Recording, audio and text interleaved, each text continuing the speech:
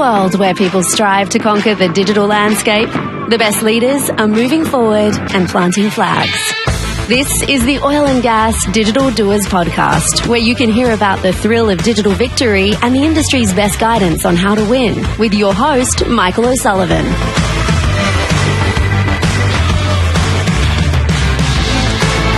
All right. I'm going to do an experiment. The experiment involves this book that I have in my hands right here. It's a pretty sizable book, as you might have heard when I dropped it on the table. This book is called Webster's New World College Dictionary. Yes, faithful listeners, there was a time when dictionaries came in book form. And this particular one, let's see, the printing is from, right here, 1997, which, that feels kind of recent to me, but I am told by other people that that is not the case. Anyway, this one was printed in 97. Looks like the first printing was in 1970, so it's from then. And I'm going to look up a word. Now, for those of you who don't remember how, or maybe have never tried to look up a word in the book form of a dictionary, it's really not that hard. You shouldn't feel intimidated. It's all in alphabetical order, assuming most of us still remember how to say our ABCs, and you can get to pretty much whatever you want. Just you got to turn some pages, as I'm doing right now. So I'm in the S's, and I'm looking for S-U, and yes, S-U. I'm looking for the word sustainable. And let's see here, okay. Sustainable is, okay. So it is harder than I remember. Here we go.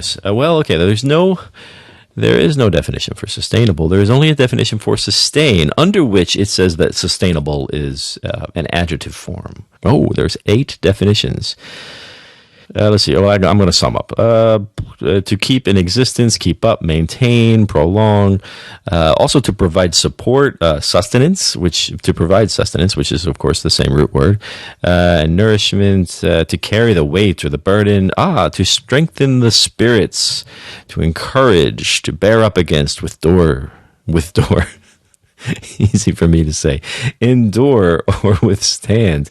Anyway, you get the gist. That is the definition of sustain, and presumably sustainable would mean is the adjective form of any of those things. Now, the experiment part of the experiment is that I'm flipping over here now to a more modern source, and I have here my trusty iPad Pro, and I'm looking at Merriam-Webster.com. Now, of course, as you know, Merriam and Webster have both been in the dictionary business for a very long time. So this isn't some newfangled dictionary, but it is the website of today. And lo and behold, they do have a definition for sustainable. They have a definition for sustain, and it reads more or less the same as the one that I just told you in the book, sustain. But what's interesting is under the word sustain, sustainable is not listed as one of the forms of sustain, that prefix. There's others, sustained and sustaining, but sustainable has its own definition. And so we're going to look at that. And the meaning of sustainable, interestingly, the definitions here do not echo in any way. They don't seem to have anything to do with the other ones for sustain. And let's see, most of them read like this. Related to, able to be used without being completely used up or destroyed, involving methods that do not completely use up or destroy natural resources, a method of harvesting or using a resource so that it's not depleted. Okay. Now, some of you are saying, especially those of you who are maybe more recent in your adult life, you're saying, yeah, of course, that's what sustainable means. I don't know what that other stuff was that you were reading in the book, but this is sustainable. And it's interesting. The point of all this is, I don't really know, but I think it's interesting how words, we know that words change in their meaning over a long time, but sometimes they also change very quickly. And that is why those of us who've been around a while, sometimes if it seems like we don't know what you're talking about, it's because we may not. It takes some work to keep up with what are what do these things mean, and why is this word that I used to understand as meaning one thing, it's kind of being used in a new context. So go easy on us when we those of us who have been around for a while, if it seems like we're not keeping up. Anyway, you might have guessed that we are talking about sustainability on today's episode, and I know it's a popular topic, and I do try to I always try to make sure that we don't do episodes where we're just rehashing the same thing that everybody else is saying. So at the risk of doing that, I think we have an interesting perspective, particularly as it relates to how the world of digital technology can really help in these efforts that are so important to so many people. And speaking of digital technology, welcome to the Oil and Gas Digital Doers podcast.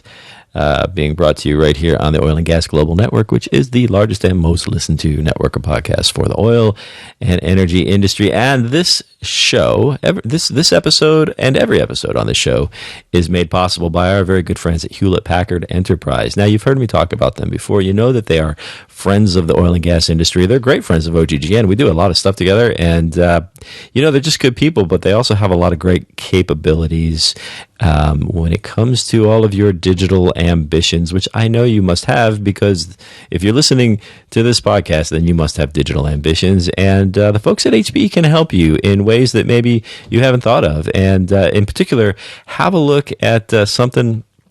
Go to their website, hpe.com, and look at this thing called HPE Green Lake, because it's really well aligned with a lot of the things that are very important in the industry right now in terms of what we're trying to do in the OT environments and on the edge and things like that. So show our sponsors some love, because as I always say, without them, there is no us. Now, back to the show. What are we? Oh, yeah, sustainability.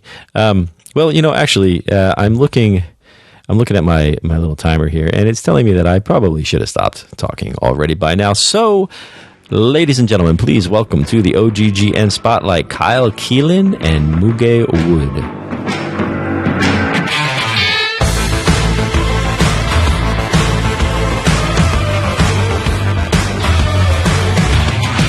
And we are here back at the fabulous Cannon on the west side of Houston with my old pal, Kyle Kelin. And you brought a friend. I did today, yes, Michael. So, Kyle, I'm sensing a pattern where I invite you to come on the show, and then you bring somebody else to do the talking. You're going to call me out like that. I like to think I think I'm a connector. So I'm bringing people to you that bring some industry expertise to the conversation. Yeah, I can see why you might want to do that. All right, so... so this is it. You're going to give me a hard time. For both of us, really, I think is the key. Yeah. So I'm going to see if I can still remember how to say your name. Muge. Yes, that's perfect. Muge Wood. And so Kyle's from Avanade, and you're from Microsoft. Correct. Which, you guys work very closely together, right? Yeah, in fact, I think there's still a little... Microsoft's less of equity. Still have... Yeah, cool. So, people heard your story here not too long ago, but... we talked about how we worked together a long time ago before your daughter was born. You were trying to close the deal when you were supposed to be on paternity leave. Now she's in third grade. What else is there to know? My wife still brings that up. Yes. So as you know, I look after our team that supports our energy clients here in the energy practice at Avanade. And for those who don't know, Avanade is one of the premier Microsoft partners, and kind of the topic today around the sustainability cloud that Microsoft just announced is part of what we're going to talk about as well. So 50,000 people, right? I remember. Yes. Because Tor corrected because it grows. We've been growing so fast that it's like a ticker now that you just have to look at every day to see where you're at. But we've seen some pretty incredible growth. You're not small. Yeah. Okay, and Muge, I think I remember. I looked quickly. You've been at Microsoft for a pretty long time, right? I would say 17, not years. As long as I would like to, but yes, it's about it's about 17 years it has been. And first of all, thank you for inviting me to the podcast. Kyle, Avanade, and Microsoft, we have a very complementary relationship. We even occupy office space in the same building.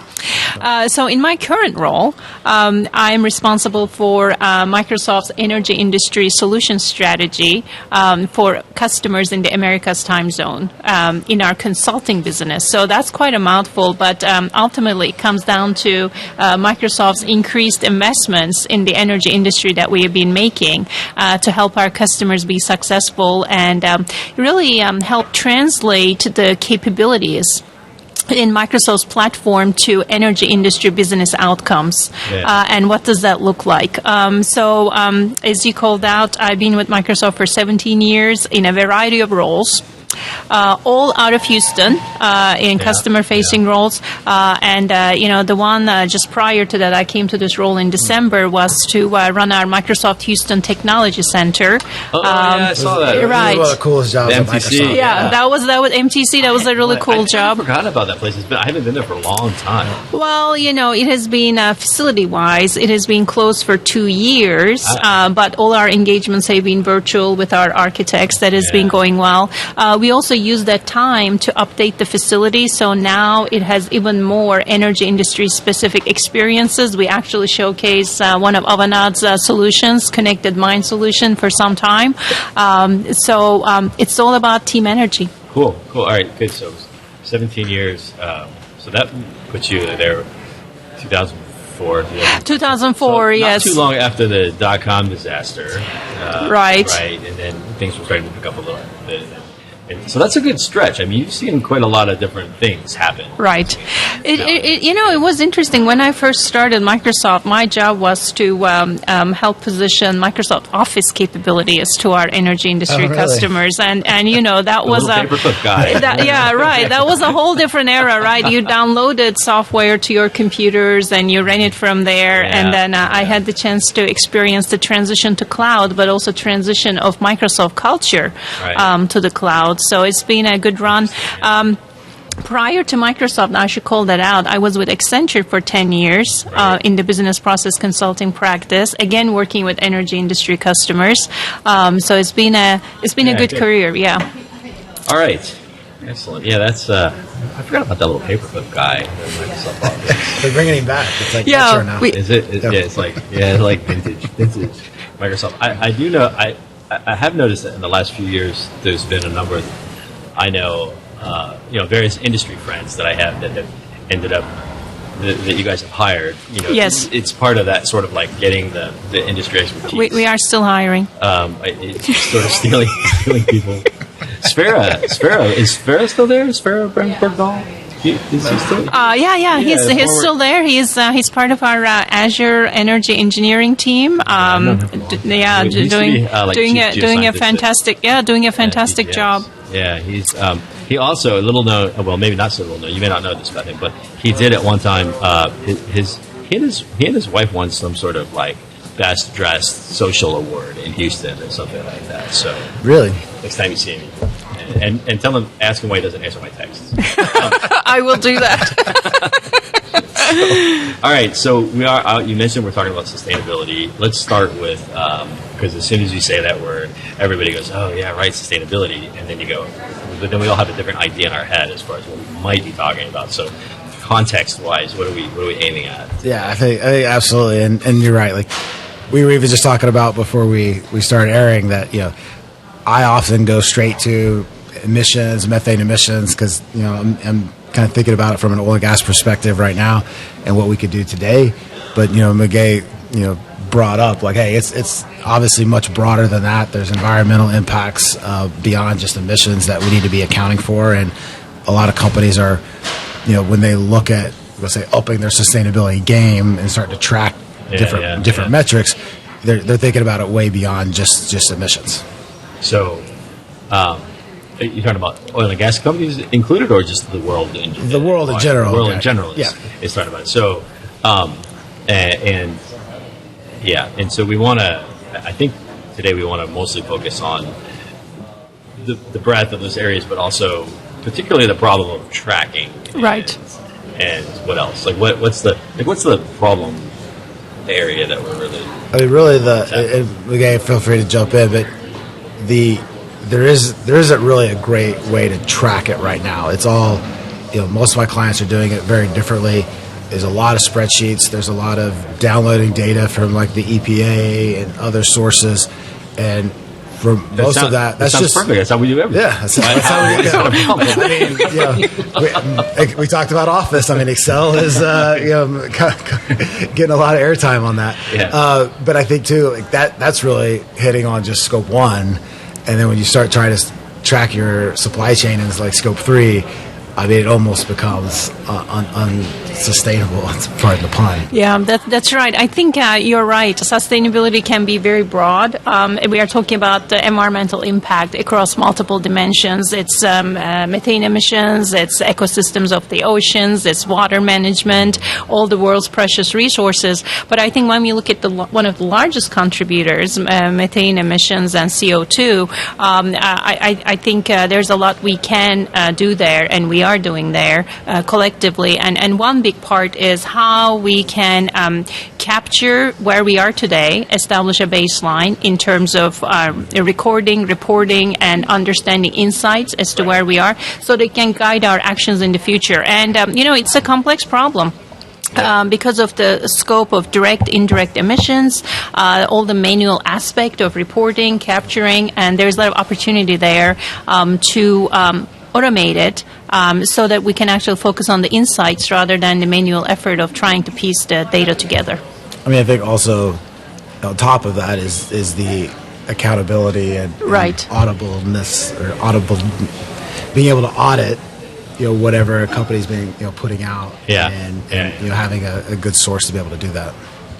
All right, so I just want to back up for just a second because the thing we started out with was we said, so Kyle, you said that reporting isn't easy. Like we download the stuff, we use spreadsheets, and at some point you said at some point it becomes sort of like untenable. Like you can't just so I have to. So automatically, like my spidey sense goes up, right? And I think, okay, so if I'm the person out in the industry, I'm going to think, is it really a problem, or is this just a way for like tech companies to capitalize on selling something else, some other tool that I need to like? Are people really struggling with it? Yes, you have to say yes. Well, yes. Absolutely, absolutely. I guess it depends a little bit on like what you're putting out in terms of your sustainability goals. Right. If you don't have any and you're not reporting on anything and you're just kind of doing some things internally, then it's probably not a real problem. But if you're a publicly traded company and you've stated things about certain goals that you're trying to hit, being able to report on those is quite necessary. And again, go back to the problem. It is a pretty manual process right now. Yeah, and it is not just any regular reporting, because we are talking about direct and indirect impact that needs to be accounted for it to be complete. So when we are talking about scope 3 emissions, which is indirect impact, like the consumption of your employees if they were to go take a flight to go somewhere. That is part of the scope 3 emissions. So this is not just like direct reporting, but in order to make it complete, you're looking at very different data sources that need to come together. Right. So I'm persuaded that it's a problem for people. What are the risks? Like, what if I don't get it right? Right? What if I don't? So when it comes to tracking and reporting, what happens if I just Yeah. I think that's a great question. There are multiple risks as well as missed opportunities when it's not approached correctly. One is a regulatory aspect. There are some expectations that companies, especially publicly traded companies, are able to report on their environmental impact.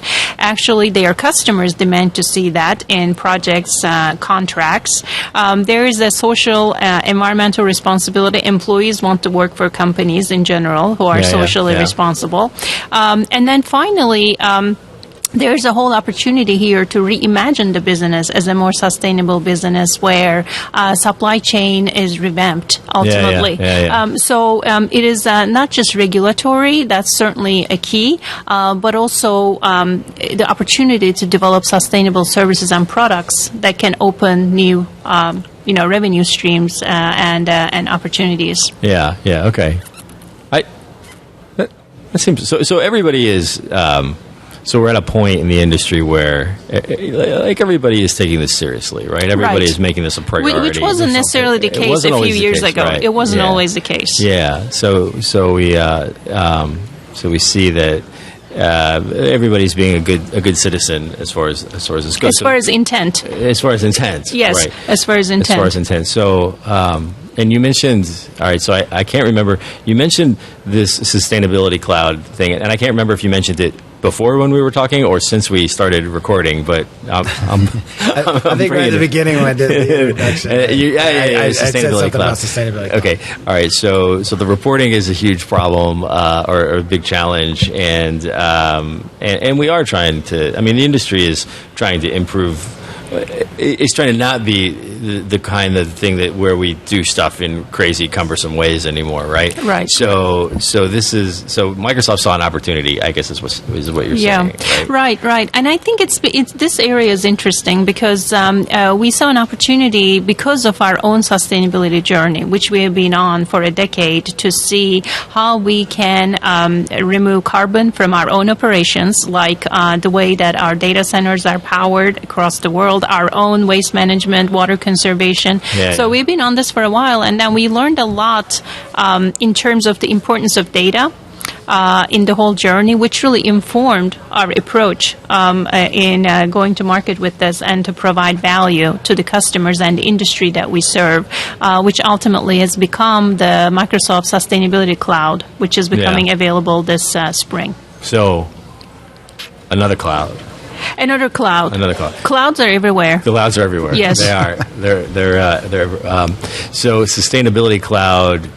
So what is it? What is it? Yeah. That's a good question. What is it? So Sustainability Cloud is a service that allows our customers to ingest data, report, preset reporting templates, makes it a whole lot easier, pre-existing data connectors. So this whole problem of recording, reporting, capturing, much easier. And then on top of that, and it includes all scope, emissions. And down the road, we also see a need. Our customers are telling us this. They want to do modeling. They want to do simulation. It's not enough to know where things are. Twins, maybe, perhaps. Right. It's not enough to know where things are, but can we predict where the emissions are so we can adjust and update our operations accordingly? And we see an absolute need for that in power and utilities space as well. They are part of the energy industry chain. If you're deciding on like which investments that you want to make to help achieve some sustainability goals, like being able to model out some of that and try to see predict some of that impact on those investments would be very, very useful. Yeah, we've been talking about this on a lot of different episodes and just in different circles where like that notion, having a twin and being able to model it and look at different scenarios, it's popping up like all over the industry, like that. The usefulness of that is showing up everywhere. In fact, that's why I said carbon twins, because when he and Tor were on, we were talking about the carbon twins. To model methane emissions. But yeah, I think the twin concept is really fundamentally just data modeling. Creating a data model of a particular scenario and then be able to do what-if analysis on that, right? Right. It's just that now we can do it so much faster. And I mean, almost everything is like, there's somebody who's going to say, oh, yeah, we used to call that something else, and before we called it that, we used to call it this other thing, right? So back up. Your description of the sustainability cloud, presto chango, all the data comes in and everybody can do reporting. But you guys are doing implementation. So what is it? The problem is with anything else in the industry is like the data is in all these places, and how do I get it into the place where it needs to be? Right. And then how do I get it in order so that I can actually do stuff with it? Yeah, I think for us, for Avanade being a systems integrator, like the opportunity that we see, what gets us excited is, there's going to be a lot of extending that sustainability cloud, adding different capability, different models into it, but also, as you pointed out, these data sources are going to be all over the organization, and they're going to need lots of help being able to pull those in to the sustainability cloud, and not just one time, but continuously, right? That's you'd want. Yeah, you're not going to do a batch. That's always the trick, right? Right, and they'll have new data sources pop up. There's going to be changes in how those models work. I mean, there's for us, there's a whole kind of new level of services that need to happen in order to help companies leverage that and hit their sustainability goals. So what am I looking at in terms of the so if I look at my organization today and I say, wow, we're really struggling with this having something like this would be really great.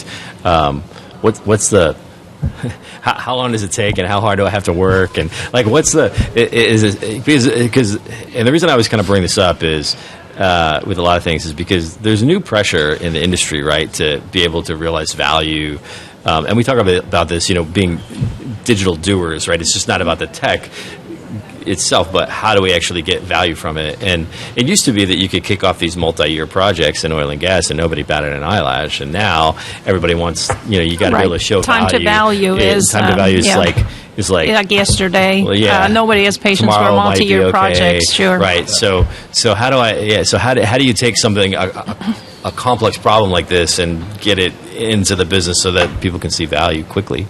Yeah, I mean two things. One, I mean any the cloud SaaS-based solution kind of lends itself to what you're talking about, which is time to value, right? Right. Like, you're not out. I'm not buying servers, right? Yeah. AI capabilities, like it's embedded into the cloud, and then for us, our recommendation would be to let's start with a certain sustainability goal that you're trying to achieve and measure, and start with that one, and then add as you go. Yeah. So what's a good example of a good one to start with? A good one to start with. Yeah. I mean, like I said, for me, from an oil and gas perspective, I mean, we're helping clients with emissions right now. Yeah, right? I think methane emissions, and I agree with you, Kyle. It's good to just sit down and understand what the goals are, where you want to go in over what time horizon, but also start small and build upon, because it really is an ongoing journey. Start with a certain set of data sources, goals, monitoring, dashboards, and then look to add more data sources, more partnerships, because this whole opportunity is also all encompassing of the supply chain of an organization as well. Right. So it's not just your own productions, but your trading partners. So you can continue to build upon it. So I think starting small, one area that we see a lot of potential as an example is, methane emissions, pipeline leak detection, right? If there's any kind of leakage in your assets, in your production systems, and you don't know about it till later, that's immediate impact. How can we proactively monitor and predict impact to address some of that, immediately? So.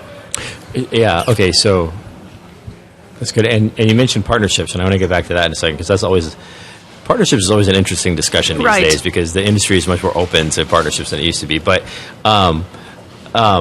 so we're talking about leak detection. That's like a separate problem from the tracking and the reports, right? Correct. And so what is there? So is that where the integration comes into play? So let's say I'm working with XYZ solution for methane detection, right? Satellites or whatever it is I'm doing. Right. And now I got that data. Now I need to. So what we're talking about here is now how do I bring that data into Sustainability Cloud and do something with it? Is that what we're? Yeah, absolutely. Yeah. Any methane emissions program is going to have multiple sources of leak detection from satellite to LiDAR to sensors, right? And so being able to aggregate that information and put it in a central location and do data models and AI on it, is highly valuable, and that's a great use case for this. So what are people doing with that data if they don't have something like this aggregation platform? Spreadsheet.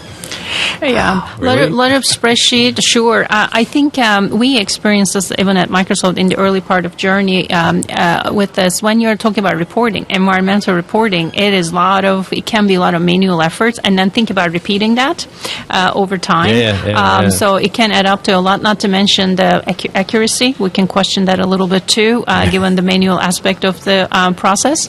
Finger on the scales, kind of thing. So it can be a lot. So.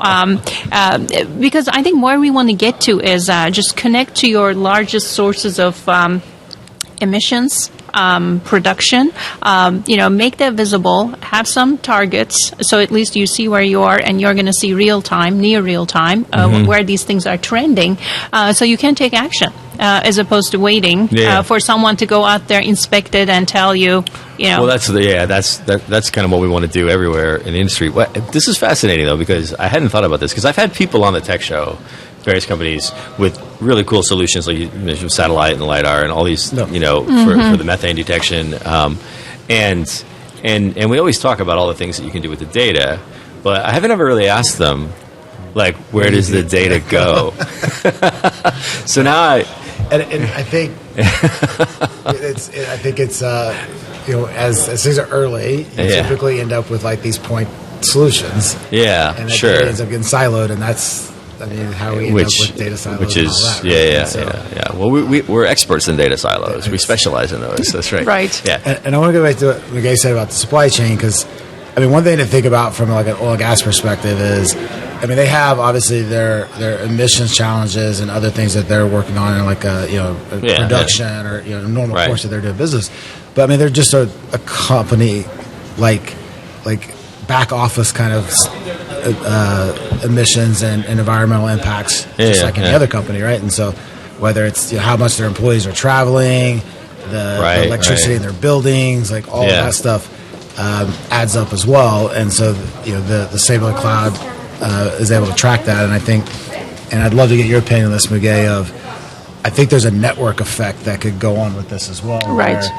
Where, at some point, and I'm glad Microsoft's taken a leadership position in this, is at some point being able to house that data with your other suppliers all together allows you to quickly track your Scope 3 emissions. Yeah, I think that's Scope 1 emissions. That's a great point, because I think we talked about the sustainability cloud, but just in parallel with that, we want to create an open source data platform where the emissions data can be more visible and shared. So the question to ask ourselves as an organization is, okay, how open, how transparent you want to be with your data, because more of that is available, then the faster you can achieve your goals. So we want to get to that, open source emissions data information as well.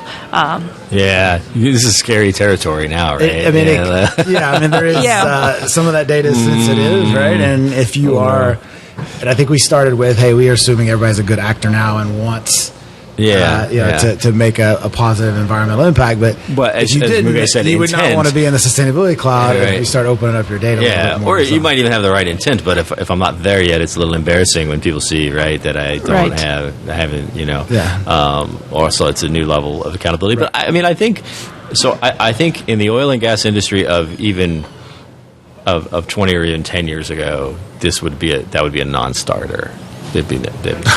Yes. They're not. No. We're not interested. We're not doing that. But it is different. They're going to get either it's going to get voluntary or voluntold, right? At some point, because there is either, like we've already seen from activist investors, and kind of some of the regulations that are possibly coming out of Washington, like. It's going to be it's coming, right? And so you can get out in front of it and get ready for it, or have to catch up a little bit. Yeah.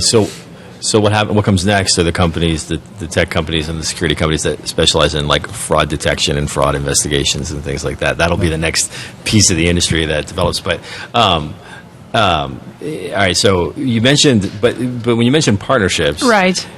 Are you talking about the supply chain type partnerships, or are you talking about partnerships like with people to kind of create these solutions? Yeah. I think that's a great question. So first of all, we realize that given the enormity of the challenge, it's really difficult for any one organization, tech company or otherwise, to have a singular solution to this.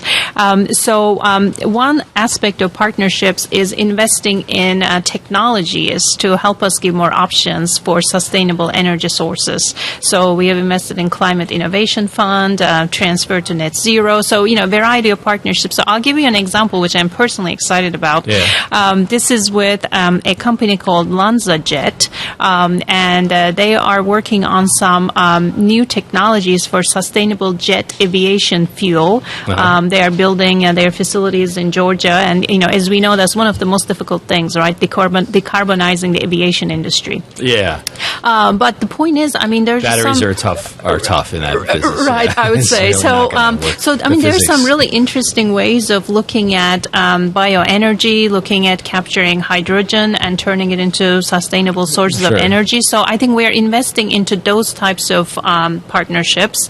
But then also equally important is like integrators, Kyle mentioned, who's coming up with very innovative ways for us to address the problem.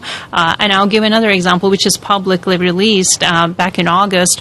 Our work with Accenture on Duke Energy to help build, first of its kind methane emissions platform, which we have been talking about. Yeah.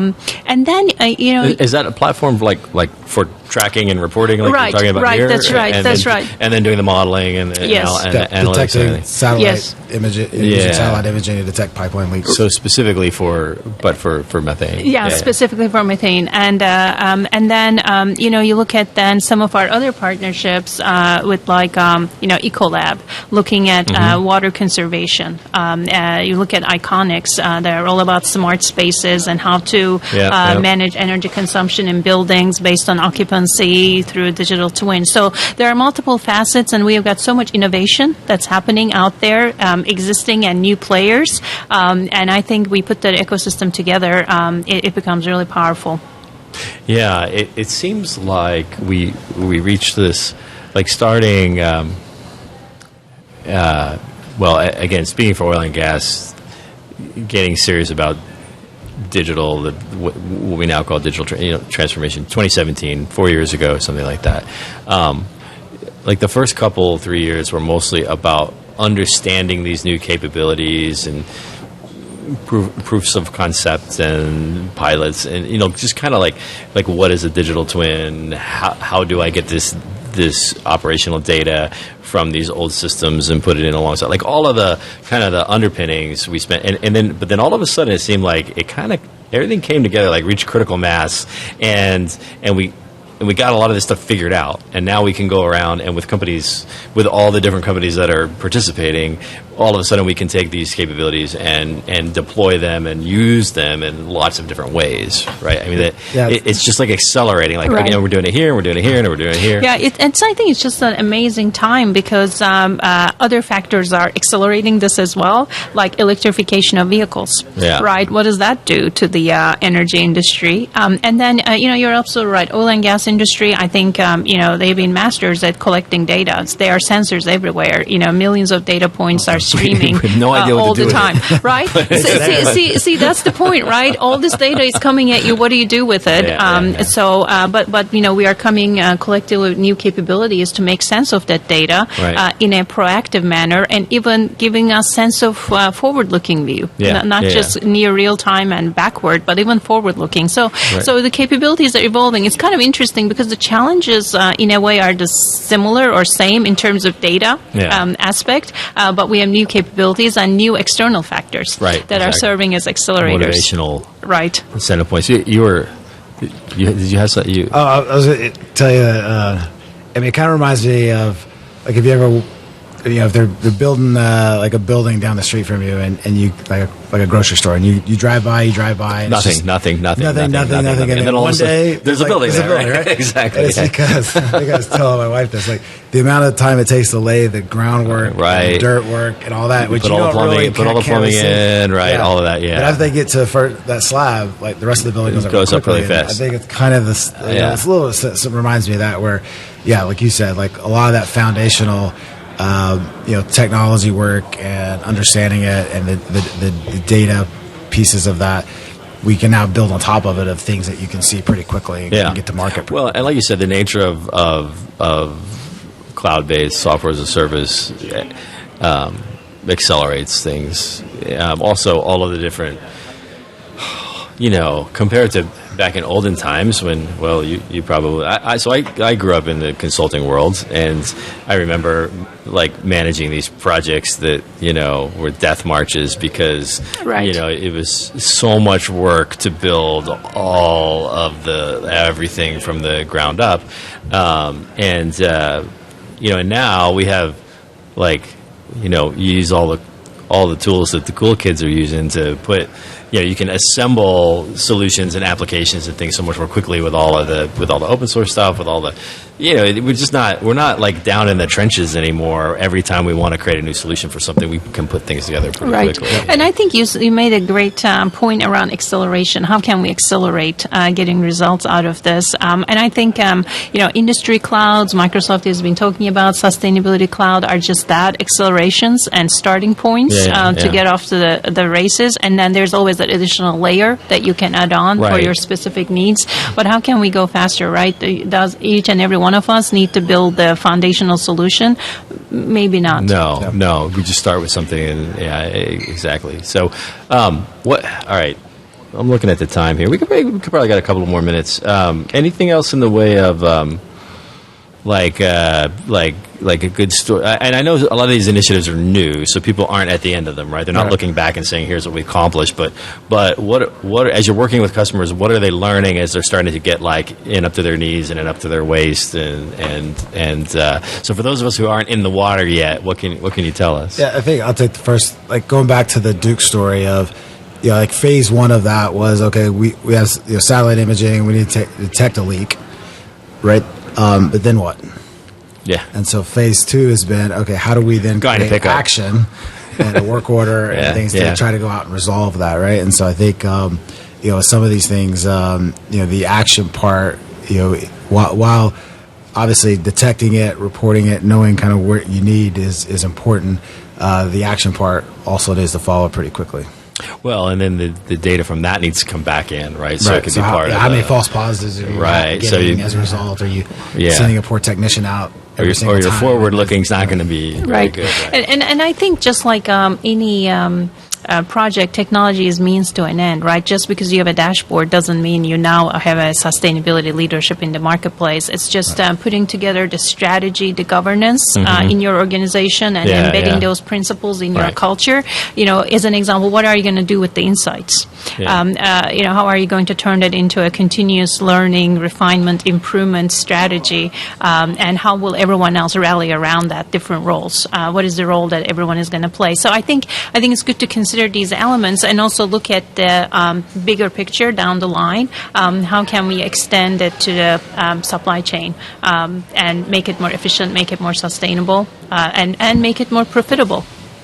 What does that look like, extending it to the supply chain? I mean, I'm just trying to get my head around. Well, I guess I have one. Supply chain in oil and gas is not for the faint of heart. Yes. Right. And I have one LNG client now that, their solution to this is their suppliers upload with Excel files their emissions data and their environmental impact data. They then take that, download all that, and then plug that back into their spreadsheet that they report to the EPA. So that is what we want to avoid. Yeah. And I think the Sustainability Cloud offers up the promise that we could put all as my suppliers are putting their, like I said, Scope 1 emissions in, if they will share that with me and allow me to collect that as well, I may get some automation, some lift out of being able to create my emissions profile based on theirs. Yeah. Well, the thing about when we do that, especially when it's something new, is the good part about that whole, I take your spreadsheet and put it in my spreadsheet, right, and take the dirt out of your shovel and put it in my shovel. The good thing about it is that it does help us think through the problem and the requirements of the process, right? Like it helps us get our head around what is it that we need to be able to do. Now, if we're still doing that 15 years later, then that's our own fault. But it does help. I would imagine that now that people have done it the hard way, it's easier for them to kind of look at the more modern way of doing things and step into that and say, here's what I need, right? Because prior to that, this was like a whole problem that this wasn't anything that anybody had been trying to do before, right? Yeah, I think it's interesting. You ask a great question, right? What does it mean, extend the supply chain? I think, a complicated supply chain in oil and gas is in other industries. So there are X number of partners, a lot of external parties, handoffs. So how can we make that seamless, most collaborative and visible, so that all of this is smoother with more insight for everybody. Yeah. So that's one thing to consider. And the other thing that brings up a point to my mind is we are talking about some sometimes really advanced capabilities, digital twins, and let's make avatars of everybody, and avatars are meeting, and my digital persona is interacting with your digital persona. Right? Those are interesting things that I am sure is going to be useful, and we'll get there. But on the other hand, we look at more fundamental processes in the industry, the checklists, handoffs, what's going on at the well site. We have some immediate opportunities to improve those as well, to make the business better. There are still lots of clipboards out there. Right. There sure are. For sure. Yeah, that's good. I think that do you foresee, maybe this is already happening, I don't even know it, but it seems like this is another one of those areas where the industry could benefit from having, in addition to all of these good practices and new solutions and things like that, and smart people who know how to go in and do stuff, like some sort of, and I hate to use the word consortium because we have a long history of failed consortiums in this industry. Come up with a different term. But some sort of a group, kind of like what they did with OSDU, right? Where they said, all right, like everybody, let's come together and agree on and learn from each other. And it's not so much agree. It's not so much about the consensus, but it's about like, because if you're going to do something like that, that's going to reach into the supply chain, and not just because in oil and gas, it's not just supply chain, but it's relationships between companies. Like when you go out to an offshore asset, it's not just one company operating that, right? It's an operator, and it's a service company, and it's an EPC, and it's a da-da-da. So in between, not just from the supply chain, but in between all those operating partners, it seems like there'd be some goodness in having some sort of a functional I was going to say, even onshore, your neighbor, when they leak methane, it's not like there's a wall that goes up that it doesn't come over on your side. It's it mixes. So. Right. Yeah, I agree with you. More collaboration. Yeah, there some sort of an industry forum. Right. I think we are seeing some of that, and OSDU is a good example because it benefits everyone to have a common upstream data platform definition. Presumably, yes. But there's your own IP too. So, but not just that. With OSDU, the interesting part about it to me wasn't the technology implementation, because I still think that's sort of like this big unwieldy thing. But the interesting part was people in the industry coming together to kind of like mutually solve a problem, right? And it seems like that sort of thinking applied here would also be beneficial. Absolutely. I think there are a couple elements there. Number one is we see a lot of different press releases on endeavors to help meet sustainability goals, and I think more companies are open with press releases. We hear it from Chevron, Schlumberger, Duke Energy, partnerships. Right. I think those are inspiring for one another, and then we are seeing some companies and organizations that groups are coming together. One of them I heard about recently is Transform to Net Zero, is a group with Microsoft and 8 other corporations who are kind of like brainstorming, collaborating on how to go about this. Yeah. So I think there's definitely place for that. I was going to just say like the Green Software Initiative. Right, so it's not oil and gas specific, but there are a number of oil and gas companies in it, Shell being one of them. So. And the other thing I'm excited about in our hometown here in Houston is working closely with Greater Houston Partnership. There are several initiatives that's pulling together different industry players to look at it as an example, establishing Houston as a hydrogen hub. We have the infrastructure, we have the facilities, we have the technology. How can we do that?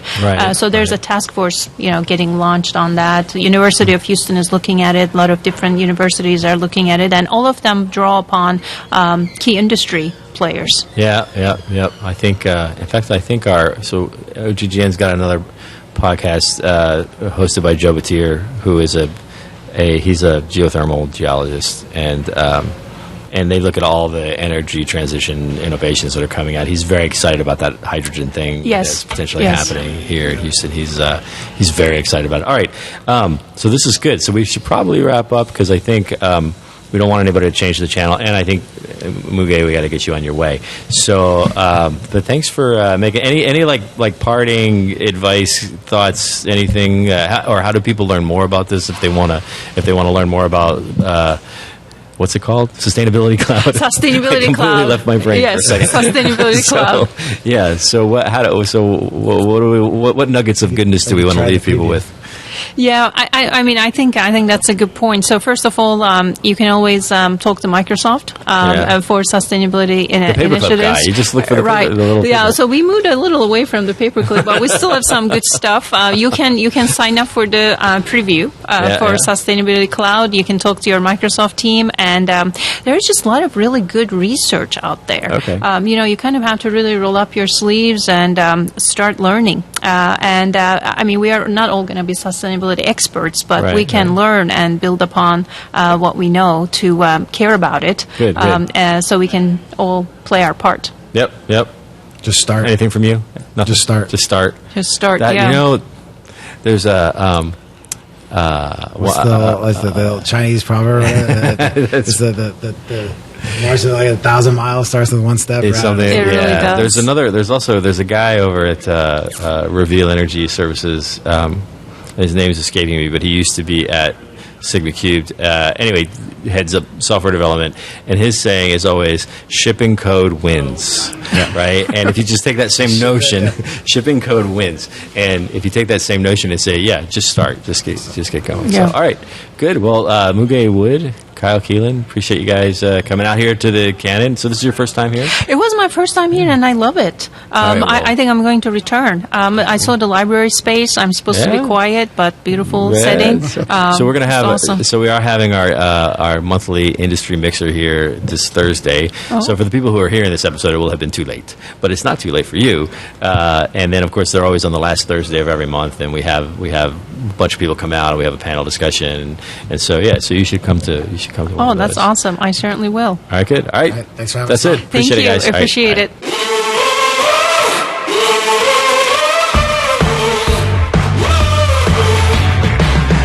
Well, there you have it, folks. Digital capabilities coming to all the various parts and pieces of the oil and gas industry, and it's making a huge it's making a difference. And speaking of making a difference, I should mention, and interestingly, I gave a little impromptu speech on this just the other day at one of our mixers. But nowadays, when we talk about the good things that the industry is doing, what tends to get the spotlight a lot is the newer concerns about energy transition and sustainability and the ESG and all of that. That tends to kind of hog the limelight. But I think we should not forget about the good things that are making a difference, that are being done by people in the regular course of the traditional oil and gas operations, that are the things, which is the thing that gets the hydrocarbons out of the ground and into your gas tank or your tires or your winter outerwear, whatever the case may be. And those people are finding ways to do what we already do and have done, better, safer, cheaper, so many improvements being made to the core operations, the traditional business. And I think we should remember those folks who, while the new concerns are getting all the limelight, there's tens or hundreds of thousands of people who wake up every day and they find better ways to do what we've always done. So thanks to all those people. Thanks also to all of you for listening. If you weren't listening, we would have no reason to do this. So it's good that you are there. Also, thanks to the OGGN crew for all the hard work that they do, and most especially my audio fixer guy, Mr. Mac Roman, who always makes us sound fantastic.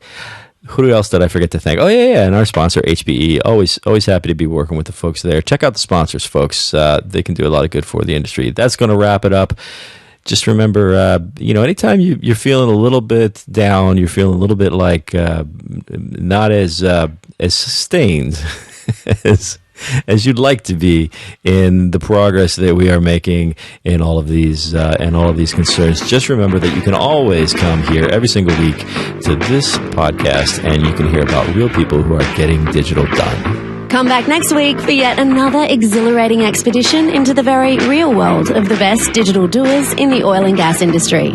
A production of the Oil and Gas Global Network. Learn more at oggn.com.